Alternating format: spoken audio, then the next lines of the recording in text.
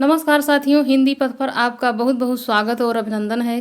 साथियों, हम आशा करते हैं कि आप लोग अपनी पढ़ाई को अच्छे से कर रहे होंगे ताकि आपकी जो है जो पढ़ाई की दिशा है वो सही जगह पर आप पहुंच सकें और एग्ज़ाम में आपकी जो एक सीट है वो आपके नाम हो और जो है आपका चारों तरफ नाम हो।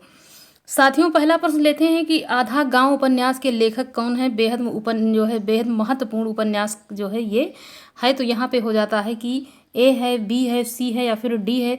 यहाँ पे राही मासूम रजा आंसर सही हो जाता है बी। तो आधा गांव उपन्यास के लेखक राही मासूम रजा हैं।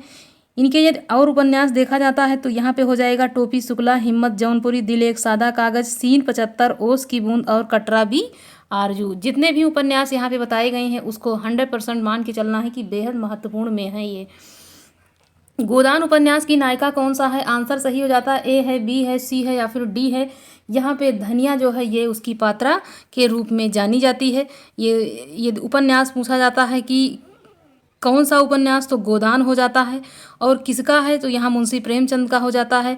यदि गोबर के जो है यहाँ पे गोदान के और पात्रों का नाम देखा जाता है तो यहाँ पे गोबर हो जाता है, राम साहिब हो जाएगा, गोविंद हो जाएगा, मिल मालती और माता दीन, मिस्टर मेहता आदि इनके प्रमुख पात्र हो जाते हैं। अगला यहाँ पे प्रश्न है कि भारत के विभाजन की मार्मिक पीड़ा को व्यक्त करने वाला उपन्यास कौन सा है। आंसर यहाँ पे आंसर सही हो जाता है शेखर एक जीवनी है, तमस है, गुनाहों का देवता है या फिर त्यागपत्र है। तो यहाँ पे जो भारत के विभाजन की बात जब आती है तो यहाँ पे आंसर सही हो जाता है तमस। तमस एक महत्वपूर्ण नाटक उपन्यास है। किसका है, तो ये हो जाता है भीष्म साहनी का तमस। भारत के विभाजन की मार्मिक पीड़ा को व्यक्त किया गया है इस उपन्यास के माध्यम से। और वहीं यदि जीवनी की देखा जाता है कि शेखर एक जीवनी किसकी रचना है, तो सच्चिदानंद जी की, ये आगे जी की रचना ये मानी जाती है। गुनाहों का देवता की बात आती है तो धर्मवीर भारती हो जाते हैं। त्यागपत्र हो जाता है तो जैनेन्द्र कुमार जी की, ये यहाँ पे उपन्यास सही हो जाता है। अगला है कि मैला आंचल का प्रकाशन कब हुआ, तो आंसर यहाँ पे ए हो जाएगा, बी हो जाएगा, सी हो जाएगा या फिर डी। तो यहाँ पे 1954 में इसका प्रकाशन हुआ। मैला आंचल फणीसन नाथ रेणु द्वारा रचित ये उपन्यास है जिसमें मैरीगंज, जो पूर्णिया जिले के मैरीगंज गांव की कथा का वर्णन इसमें किया गया है। यदि प्रकाशन की बात आती है तो ये 1954 में हुआ है। यह एक आंचलिक उपन्यासकार के रूप में जाने जाते हैं। अगला यहाँ पे निम्नलिखित कृतियों में से कौन सा उपेंद्र नाथ द्वारा रचित नहीं है, नहीं पूछा जा रहा है। यहाँ पे हो जाएगा शतरंज की मोहरे, सितारों का खेल, गर्म राख या फिर शहर में घूमता आईना। आंसर यहाँ पे ए सही हो जाता है क्योंकि ये रचना जो है उपेंद्र नाथ अश्क जी की नहीं है, जबकि गर्म राख, सितारों का खेल, शहर में घूमता आईना ये सारी रचनाएं किसकी हैं, तो ये हो जाती हैं अमृतलाल नागर जी की, जो है उपेंद्र नाथ अश्क जी की ये रचनाएं यहाँ पे हो जाती हैं। शतरंज की मोहरे की बात आती है तो यहाँ पे अमृतलाल नागर आंसर यहाँ पे सही हो जाता है। अगला है कि मृगनयनी उपन्यास के लेखक कौन है। वृंदावन लाल वर्मा है, रांगे राघव है, राहुल शंकरत्यायन या फिर आचार्य चतुर्सेन शास्त्री। तो मृगनयनी उपन्यास के लेखक यहाँ पे वृंदावन लाल वर्मा आंसर जो है वो सही हो जाता है। मृगनयनी, झांसी की रानी, गढ़कुंडार, विराट की पद्मिनी, प्रत्यागत, कुंडली चक्र आदि ये उपन्यास कृतियाँ यदि देखा जाता है तो ये सारी कृतियाँ किसकी हो जाती हैं, वृंदावन लाल वर्मा की कृतियाँ हो जाती हैं। अगला यहाँ पे है कि प्रेमचंद द्वारा रचित उपन्यास का नाम पूछा जा रहा है तो यहाँ पे आपका बंटी, गोदान या फिर त्यागपत्र या सूरज का सातवां घोड़ा। आंसर सही हो जाता है कि गोदान है। गोदान की जो नायिका है वो भी हमने बताया है कि धनिया है और प्रेमचंद का ये एक जो है महत्वपूर्ण उपन्यास के रूप में ये जाना जाता है। विश्व का प्रथम उपन्यास किसे माना गया है, तो यहाँ पे हो जाएगा अभिज्ञान शाकुंतलम है, कादम्बरी है, जैनजयी की कहानी है या इंदुलेखा है। कौन सा उपन्यास जो इसको विश्व का प्रथम उपन्यास माना गया है, तो बाणभट्ट कृत कादम्बरी को माना जाता है। किसको माना जाता है, तो बाणभट्ट की जो कथा है कादम्बरी, इसी को माना जाता है। परंतु कुछ लोग जापानी भाषा में 1007 ईस्वी में लिखा गया जेंजी की कहानी नामक उपन्यास को विश्व का पहला, कुछ लोग इसको मानते हैं लेकिन ज़्यादातर लोग जो है वो कादम्बरी को ही पहला उपन्यास मानते हैं। हिंदी का यदि प्रथम मौलिक उपन्यास देखा जाता है तो ये किसका हो जाता है, ये परीक्षा गुरु है, भाग्यवती है, नूतन ब्रह्मचारी है या इनमें से कोई नहीं। तो हिंदी का प्रथम मौलिक उपन्यास यदि देखा जाता है तो ये परीक्षा गुरु आंसर यहाँ पे जो है ए सही हो जाता है। परीक्षा गुरु एक प्रथम मौलिक उपन्यास है। इसकी रचना देखा जाता है तो श्रीनिवास दास जी ने 1822 ईस्वी में की है।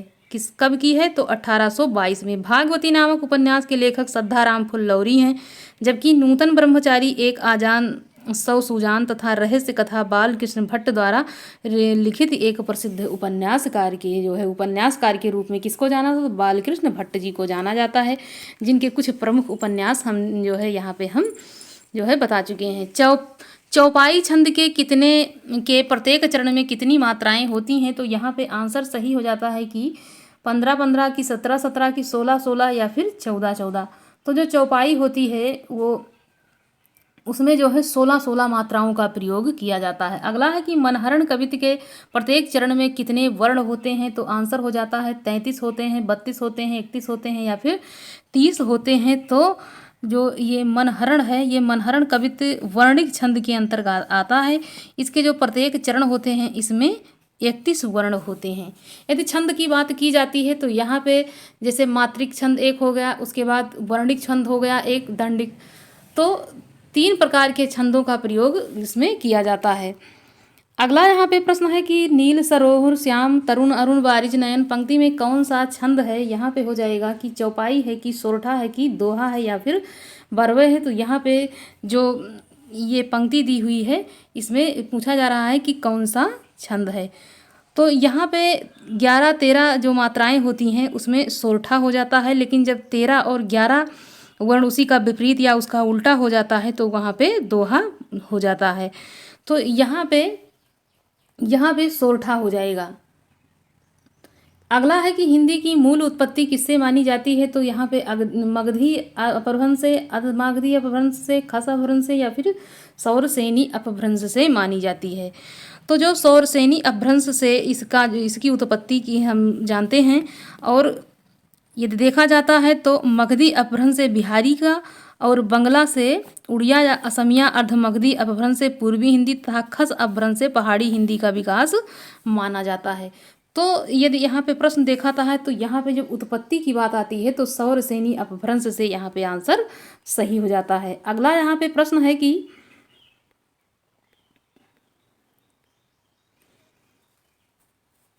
लिपि चिन्हों के यहाँ पे समूह की बात की गई है।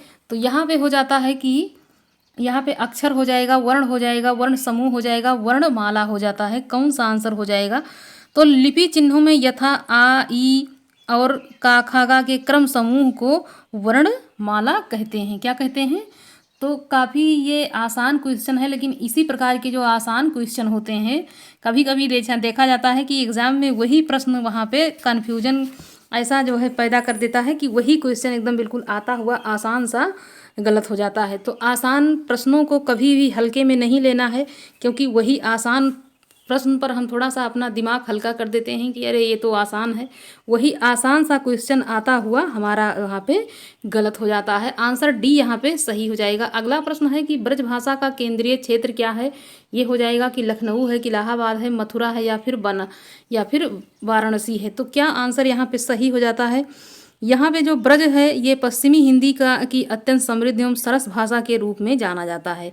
इसकी जो केंद्रीय क्षेत्र की बात आती है तो ये जो ब्रज क्षेत्र है नाम से ही प्रसिद्ध है कि ये मथुरा, वृंदावन, आगरा, अलीगढ़, भरतपुर आदि जो है क्षेत्रों में ये बोला जाता है। तो यहाँ पे मथुरा जो है ये, जैसे यदि अवधि की बात आती है तो अवध क्षेत्र मतलब उसी से मिलता जुलता क्षेत्र जो है वो यहाँ पे हो जाता है, या ये हमारा अवध क्षेत्र जो है वहाँ से हो जाएगा।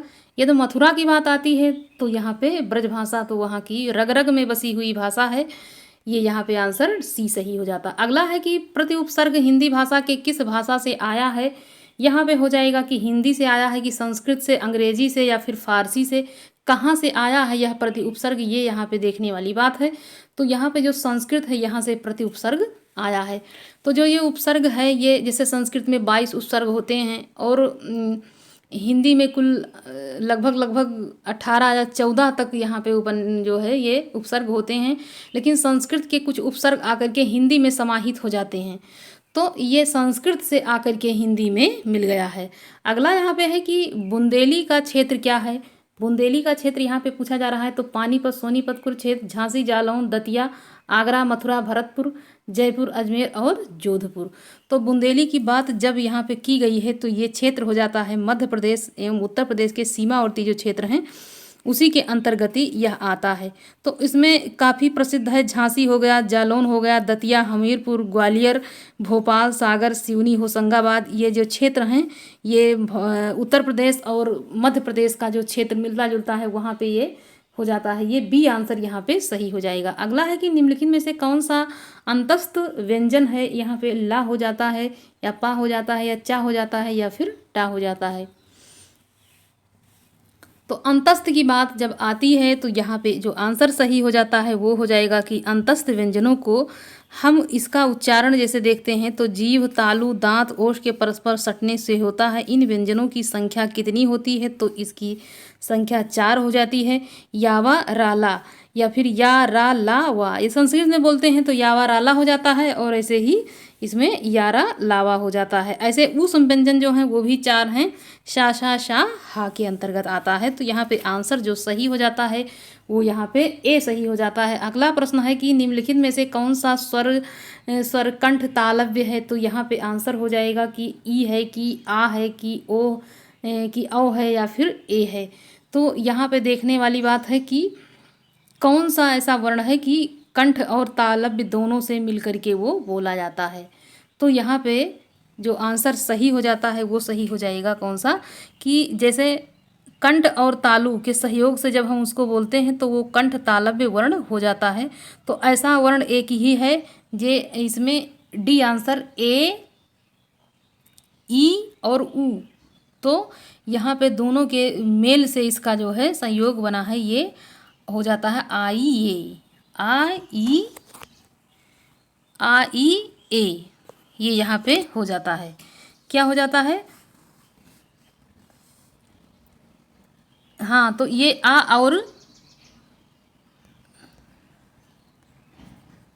ई से हो जाता है तो इसका जो है ये कंठ तालव्य वर्ण हो जाएगा। अगला यहाँ पे है कि स्वर संधि के कितने प्रकार होते हैं। यहाँ पे स्वर संधि का प्रकार पूछा जा रहा है तो 3 होते हैं कि 2 होते हैं, 3, 4 या फिर 5 होते हैं। तो इसमें 5 जो है माने जाते हैं। एक तो होता है दीर्घ, उसके बाद एक होता है वृद्धि, उसके बाद गुण होता है, यण होता है, उसके बाद अयादि संधि माना जाता है। ये किसके अंतर्गत? तो ये स्वर संधि के अंतर्गत आते हैं। किस भाव की परिपक्व अवस्था को रस कहा जाता है? यहाँ पे हो जाएगा अनुभाव है, विभाव है, संचारी भाव या फिर अस्थाई भाव। तो यहाँ पे जो अस्थाई भाव इसका पूछा जा रहा है, जब परिपक्व अवस्था में रस पहुँचता है तो वो अस्थाई भाव उसका मतलब मेन आधार हो जाता है। तो यहाँ पे अस्थाई भाव हो जाता है। जब रस अपने परिपक्व अवस्था में पहुँचता है तो वो अस्थाई भाव में, अस्थाई भाव की संख्या देखी जाती है तो उसकी 9 होती है। यहाँ पे अगला प्रश्न कि रौद्र रस का अस्थाई भाव क्या है? तो यहाँ भय हो जाएगा, उत्साह हो जाएगा, क्रोध हो जाएगा या फिर विस्मय हो जाएगा। तो रौद्र रस का यहाँ पे क्रोध हो जाता है आंसर। अगला यहाँ पे है कि हास रस का अस्थाई भाव क्या है? यहाँ पे उत्सुकता है या हर्ष है या फिर हास है या फिर चपलता है। तो जो हास है उसका हास हो जाता है। अगला यहाँ पे प्रश्न है कि निम्नलिखित में से कौन सा शब्दालंकार नहीं है? तो श्लेष हो जाता है कि विवसा हो जाएगा, उपमा हो जाएगा या फिर वक्रोक्ति हो जाएगा। तो नहीं पूछा जा रहा है कि कौन सा इसमें से नहीं है। तो आंसर हो जाता है जो यहाँ पे विकल्प सी है, ये शब्दा के नहीं, ये अर्था के अंतर्गत आता है। उपमा जो है वो अर्थालंकार के भेद के रूप में जाना जाता है। अगला यहाँ पे प्रश्न है कि जब किसी सामान्य बात का विशेष बात से तथा विशेष बात का सामान्य बात से समर्थन किया जाए वहाँ कौन सा अलंकार होता है? वहाँ पे विरोधाभास होता है, संदेह होता है, अर्थांतर न्यास होता है, विशेषोक्ति होता है। कौन सा वहाँ पे अलंकार हो जाता है? आंसर है जब किसी भी सामान्य बात का विशेष बात से और विशेष का सामान्य से जब समर्थन किया जाता है तो वहाँ पे अर्थर न्यास अलंकार हो जाता है। यहाँ पे जो है थोड़ा बोलने में जो है यहाँ पे दिक्कत आ रही है साथियों। अगला यहाँ पे प्रश्न है कि रघुपति राघव राजा राम में कौन सा अलंकार है? यहाँ पे हो जाएगा कि श्लेष है कि अनुप्रास है कि रूपक है या फिर उपमा है। यहाँ पे रा वर्ण कई बार आए हैं तो यहाँ पे हो जाता है अनुप्रास अलंकार यहाँ पे है। अगला यहाँ पे है कि यथोचित का संधि विच्छेद क्या होगा? यहाँ पे होगा यथा उचित या फिर यथा प्लस उचित या फिर यथा प्लस उचित या फिर यथा उचित। यहाँ पे कौन सा आंसर सही हो जाता है? आंसर सही हो जाएगा इसमें कि यथा प्लस उचित, यहाँ पे आंसर सही हो जाएगा। अगला यहाँ कि विद्यार्थी का सही संधि विच्छेद क्या हो जाएगा? तो यहाँ पे हो जाएगा कि ए है, बी है, सी है या फिर डी है। आंसर यहाँ पे सही हो जाता है कि विद्यार्थी का जो संधि विच्छेद है वो विद्या प्लस अर्थी। आंसर यहाँ पे डी सही हो जाएगा। अगला प्रश्न है कि नाविक का सही संधि विच्छेद क्या होगा? तो यहाँ पे नए प्लस विक, ना प्लस विक, नौ प्लस इक या फिर ना प्लस आविक। आंसर सही हो जाता है इसमें कौन सा? तो यहाँ पे 9 प्लस इक हो जाएगा। Answer C. अगला है कि भला मानुस में कौन सा समास है? तो यहाँ पे ए हो जाता है, सी हो जाता है, यहाँ बी हो जाएगा या फिर डी हो जाएगा। कौन सा आंसर यहाँ पे सही हो जाता है? यहाँ पे भला मानुस समास विग्रह यदि किया हुआ है तो भला है जो मानुस। तो जब इस प्रकार से विग्रह की भला है जो मानुस, तो यहाँ पे आंसर कर्मधारय सही हो जाता है। अगला यहाँ पे है कि जिस सामासिक शब्द में पूर्व पद और उत्तर पद प्रधान पद गौण होते हैं और कोई तीसरा पद प्रधान होकर वहाँ कौन सा समास हो जाता है? ये हो जाएगा बहुव्रीहि हो जाएगा, कर्मधारय, तत्पुरुष या फिर द्वंद्व। आंसर यहाँ पे बहुव्रीहि सही हो जाएगा। अगला प्रश्न है कि निम्नलिखित में से किस मुहावरे का अर्थ शर्मिंदा होना नहीं है? यहाँ पे पानी होना, पानी पानी होना, अपना सा मुँह लेकर रह जाना, टका सा मुँह लेकर रह जाना, मुँह में पानी आना। कौन सा आंसर सही हो जाएगा? इसमें सही हो जाता है कि अपना सा मुँह लेकर रह जाना।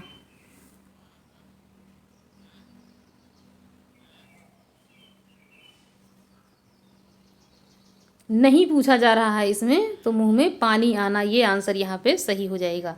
अगला है कि आधा तीतर आधा बटेल लोकोक्ति का अर्थ क्या होगा? तो यहाँ पे हो जाएगा कि बेमेल चीज़ों का सम्मिश्रण, संकर चिड़िया, अनुपम वस्तु, समान कार्यों का मिश्रण। आंसर यहाँ पे कौन सा सही हो जाएगा? तो यहाँ पे आंसर सही हो जाएगा कि आधा तीतर आधा बटेर जो लोकोक्ति है इसमें बेमेल अर्थात बिना मेल की चीज़ों का सम्मिश्रण यहाँ पे हो जाना। अगला है कि आंसू पीकर रह जाना मुहावरे का सही अर्थ क्या हो जाएगा? आंसू बहाने ना देना, अन्न के प्रभाव में आंसू से भूख मिटाना, गुस्सा होना या चुपचाप दुख सह लेना। तो यहाँ पे जो चुपचाप दुख सह लेना ये यहाँ पे हो जाता है आंसू पीकर रह जाना। अगला प्रश्न है कि तौलिया किस भाषा का शब्द है? ये यहाँ पे है कि तुर्की है कि पुर्तगाली है, हिंदी है या फिर उर्दू है। यहाँ पे जो आंसर सही हो जाता है ये यहाँ पे कौन सा सही हो जाएगा?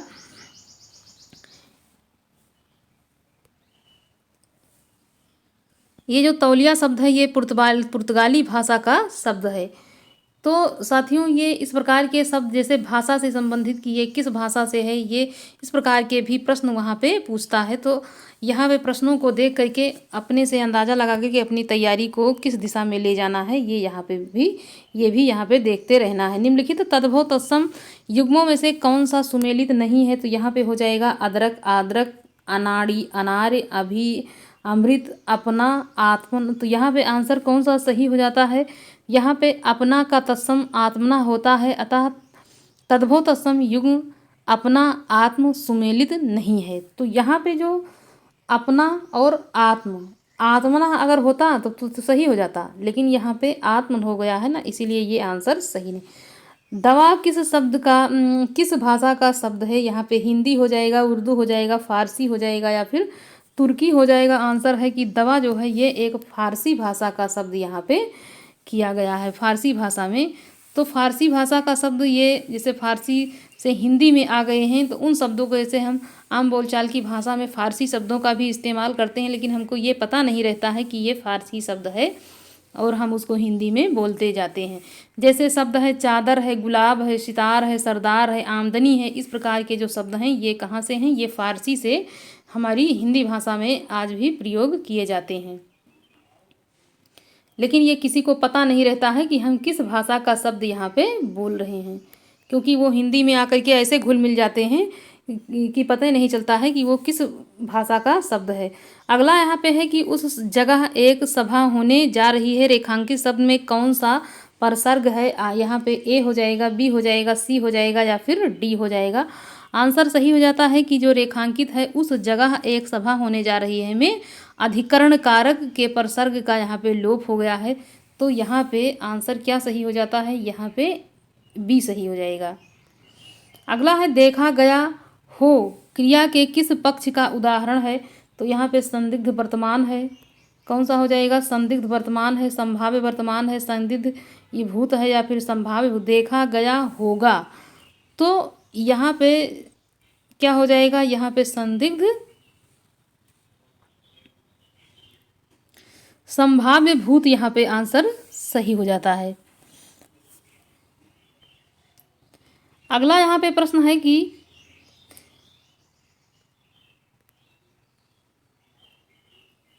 से अलगाव किस विभक्ति का बोधक चिन्ह है। संप्रदान हो जाएगा, कर्म हो जाएगा, अधिकरण हो जाएगा, अपादान हो जाएगा। से अलगाव की स्थिति जब आती है तो ये अपादान यहाँ पे आंसर सही हो जाता है। जैसे यहाँ पे कहा गया है कि जिस रूप से किसी वस्तु के अलग होने का भाव प्रकट हो उसे हम अपादान कहते हैं। जैसे राम गांव से जा रहा है, या फिर चूहा बिल से निकल के गया, विद्यार्थी विद्यालय से घर जा रहे हैं। तो इस प्रकार के शब्द में यहाँ पे अपादान की जो विभक्ति है ये यहाँ पे परसर्ग का यहाँ पे प्रयोग किया गया है। अगला है कि दिए गए विकल्पों में पुल्लिंग शब्द कौन सा है। यहाँ पे हो जाएगा कि घाघरा है, कि वृष्टि है, कि रात्रि है, कि नृप है। तो पुल्लिंग शब्द यहाँ पे कौन सा हो जाएगा, आंसर यहाँ पे है कि जो पुल्लिंग शब्द है वो नृप यहाँ पे हो जाता है। अगला है कि दिए गए विकल्पों में स्त्रीलिंग शब्द कौन सा है। यहाँ पे पुदीना हो जाएगा, कि भ्रमर हो जाएगा, चूल्हा हो जाएगा, या फिर काया। स्त्रीलिंग तो यहाँ पे जो आंसर सही हो जाता है काया जो शब्द है ये स्त्रीलिंग का हो जाएगा। अगला है कि गरीब घर के लोग का जीवन दयनीय होता है, वाक्य में रेखांकित शब्दों के वचन बदलिए। यहाँ पे आंसर हो जाएगा कि घरों लोग, घर लोगों, घेराओ लोगों, या फिर घरों लोगों। जो आंसर यहाँ पे सही हो जाता है कौन सा, यहाँ पे आंसर सही हो जाएगा कि घर का बहुवचन घरों तथा लोग का बहुवचन लोग ही होगा। तो यहाँ पे घरों और लोगों आंसर ए सही हो जाता है। अगला है कि निम्नलिखित प्रश्नों में 4 विकल्प दिए हैं, इनमें से उस विकल्प का चयन करें जो शब्द वाक्य का सबसे अच्छा एक शब्द विकल्प है जो किसी भी स्थिति में टाला ना जा सके। तो यह हो जाएगा कि असंभव, संभाव्य, अनिवार्य, या फिर आजीवन। तो उसके लिए हो जाता है जो किसी स्थिति में टाला नहीं जा सकता उसको हम कहते हैं कि वो अनिवार्य है। अगला यहाँ पे है कि संगम, संवाद, संतोष, संस्कार, संयुक्त आदि में शब्दों में उपसर्ग जो प्रयोग में आया है वो कौन सा उपसर्ग है। तो यहाँ पे सम हो जाएगा, सण हो जाएगा, सत्र हो जाएगा, या फिर सन हो जाएगा। तो यहाँ पे जितने भी उपसर्ग हैं उसमें सब में उपसर्गों में प्रयोग इसी का किया गया है, क्योंकि ये जो बिंदी लगी हुई है ये ना का संकेत जो है माँ का संकेत यहाँ पे रहता है। यदि हलंत के माध्यम से इसको हम आधा अक्षर भी कर सकते हैं। अगला है कि दिए गए विकल्पों में से अवनी का विरुद्धार्थी शब्द कौन सा यहाँ पे हो जाएगा। तो यहाँ पे हो जाएगा अग्नि हो जाएगा, अमन हो जाएगा, चक्षु हो जाएगा, या फिर अंबर हो जाएगा। तो अवनी का जो विपरीतार्थक शब्द हो जाता है या विलोम कहा जाए तो ये यहाँ पे अंबर आंसर यहाँ पे सही हो जाता है। अगला यहाँ पे है कि दिए गए विकल्पों में से ऊर्ध्व शब्द से सही विलोम का चयन कीजिए। तो यहाँ पे हो जाएगा अध हो जाएगा, आधा हो जाएगा, पुष्ट हो जाएगा, क्षणिक हो जाएगा, अंतः हो जाएगा। तो जो आंसर सही हो जाता है वो यहाँ पे ऊर्ध्व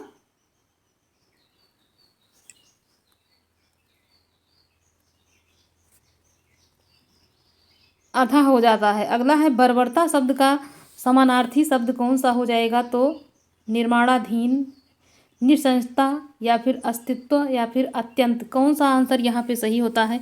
तो बर्बरता शब्द का पर्यायवाची यहाँ पे निरसंसता यहाँ पे हो जाता है।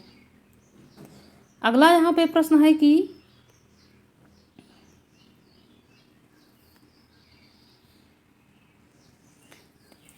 निम्नलिखित शब्द युग्म के सही अभेद को यहाँ पे छांटना है।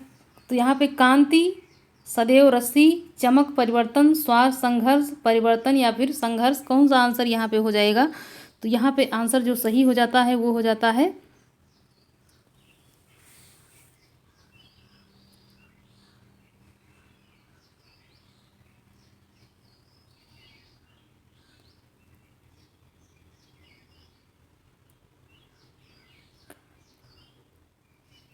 ये यहाँ पे हो जाता है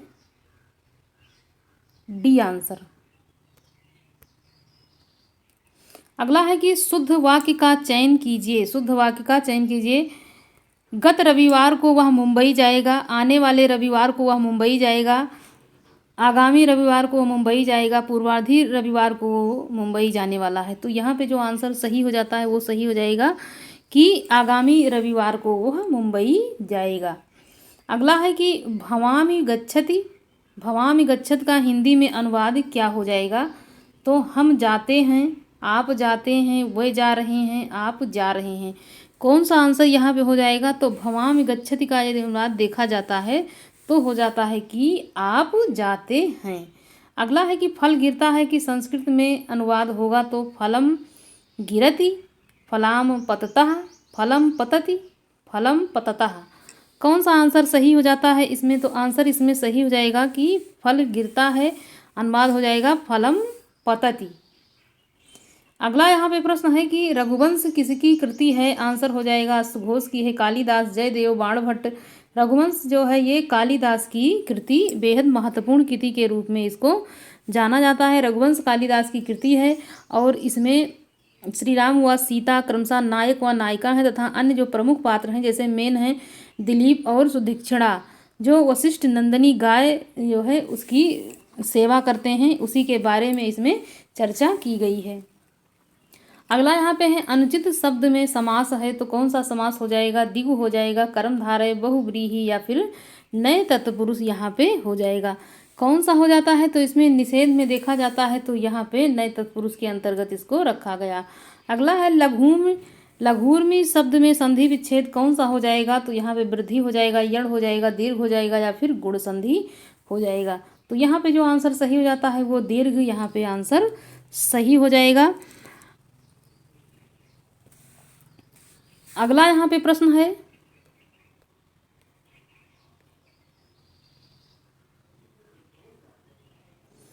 क्री शब्द, क्री धातु का लोट लकार मध्यम पुरुष एक वचन का रूप कौन सा हो जाएगा? तो यहाँ पे हो जाएगा क्रीण है, क्रीणही है, कृणानि है या फिर क्रीधि है। कौन सा आंसर सही हो जाता है? आंसर यहाँ पे सही हो जाएगा। यह क्रियादिगण की धातु है अतः सनह विकार यहाँ पे होगा। कौन सा होगा? तो यहाँ पे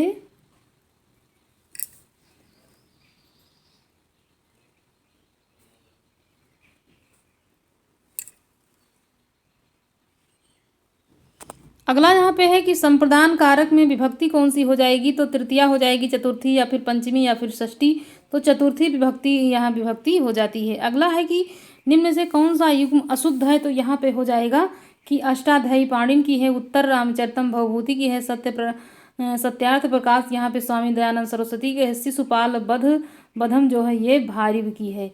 तो ये यहाँ पे जो डी आंसर है ये यहाँ पे सही ना होकर के ये शिशुपाल जो है ये जो रचना है वो माघ की हो जाती है, जबकि भारिव की देखी जाए तो किरात अर्जुनीय यहाँ पे आंसर सही हो जाएगा। और भारिव की किरात अर्जुनीय और शिशुपाल वध जो है माघ की रचना ये बृहदत्रयी के अंतर्गत आती है, जबकि श्री हर्ष की नैषधीय चरितम को भी उसमें रखा गया है। हितम मनोहारी चा दुर्लभा वाचा किस कवि ने कहा है? तो यहाँ पे हो जाएगा कालिदास हैं कि माघ हैं कि सुघोष हैं या फिर भारिव हैं। कौन सा आंसर सही हो जाता है? तो इसमें जो किरात अर्जुनीय महाकाव्य में भारिव ने इसका उल्लेख यहाँ पे किया है। अगला है कि कत किस नाम से प्रसिद्ध है? तो यहाँ पे लप से है कि निष्ठा से है कि या पद से है या फिर कर्ता से है। तो यहाँ पे जो आंसर सही हो जाता है कि ताक तौतु जो होता है वो निष्ठा इसकी संज्ञा होती है। ये प्रत्यय के अंतर्गत रखा गया है। इसका ये सूत्र सार यदि सूत्र है, ये सूत्र जो इसका निष्ठा का है कत इसको कहा जाता है। कत वतु प्रत्यय की यहाँ पे निष्ठा संज्ञा होती है। ताक तौतु निष्ठा ऐसे करके याद कर लेंगे तो ये याद हो जाएगा। अगला है कि सहार्य में कौन सा समास है? यहाँ पे आंसर हो जाएगा कि तत्पुरुष है। तत्पुरुष है कि द्वंद्व है या फिर कर्मधारय है या फिर अव्ययी भाव है। कौन सा है? तो सदिश में हरे सदिशम विग्रह होकर के सहारी बनेगा, अर्थात इसमें जो अव्ययी भाव समास यहाँ पे हो जाएगा। क्या हो जाएगा? अव्ययी भाव समास हो जाएगा। साथियों, हमने यहाँ पे कुछ चुने हुए प्रश्नों को लाने का प्रयास किया है। यदि आप इसी तरह के प्रश्नों को हल करते रहते हैं, पढ़ते रहते हैं, तो हो सकता है कि आपकी तैयारी अच्छी और मजबूत दिशा में पहुँच जाए, जहाँ से आपको कोई फिर आगे दिक्कत नहीं होगी। तो साथियों, अपनी तैयारी को करते रहें, मजबूती की तरफ लेके जाते रहें, ताकि आपकी परीक्षा में एक सीट आपके नाम आपकी हो। धन्यवाद।